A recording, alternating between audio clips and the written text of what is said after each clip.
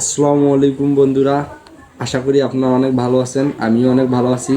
আজকে আমি একটা নতুন ভিডিও তৈরি করব, ফুটপাতের ভাইরাল স্যুপ।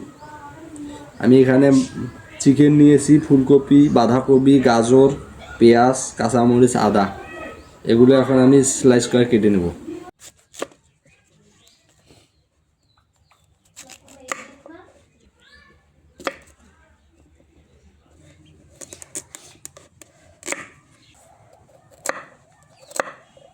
বন্ধুরা, আমার মাংস আর সব সবজি কাটা হয়ে গেছে। এবার সরাসরি ধুয়ে রান্নায় চলে যাব।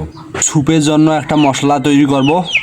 2 চামচ ধনিয়া, 4টা আস্ত শুটমরিচ, গোলমরিচ দিয়ে দেবো 6-7টা, আর রোস্ট করে রাখা রসুন কোয়া দিয়ে দেবো। এবার এগুলো হালকা আছে তেলে নেব। মশলাটা আমার ভাজা হয়ে গেছে, এবার তুলে নেব।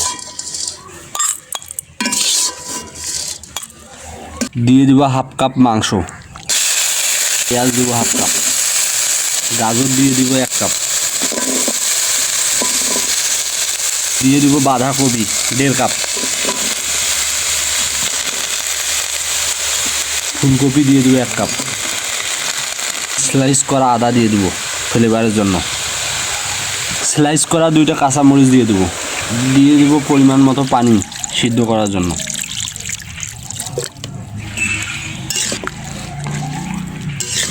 সবজি আর মাংসটা আমার পুরোপুরি সিদ্ধ হয়ে গেছে।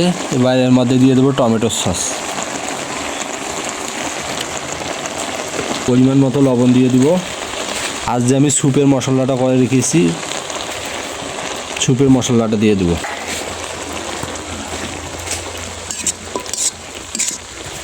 এবার আমি পানি অ্যাড করে দেব। এবার স্যুপটাকে ঘনত্ব করার জন্য 1 চামচ কর্নফ্লাওয়ার দিয়ে দেবো। বাটিতে একটু পানি দিয়ে মিক্স করে নেব। এবার স্যুপের মধ্যে কর্নফ্লাওয়ারের মিশ্রণটা আস্তে আস্তে দিব, আর অনবরত নাড়তে থাকতে হবে। এবার একটা ডিম ভেঙে নিব। ভালো করে ডিমটা ফেটিয়ে নেব।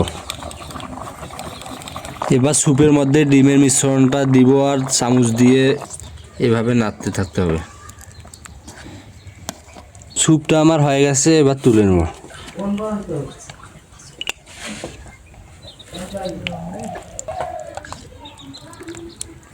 বন্ধুরা, আমার এই যে স্যুপটা তৈরি হয়ে গেল।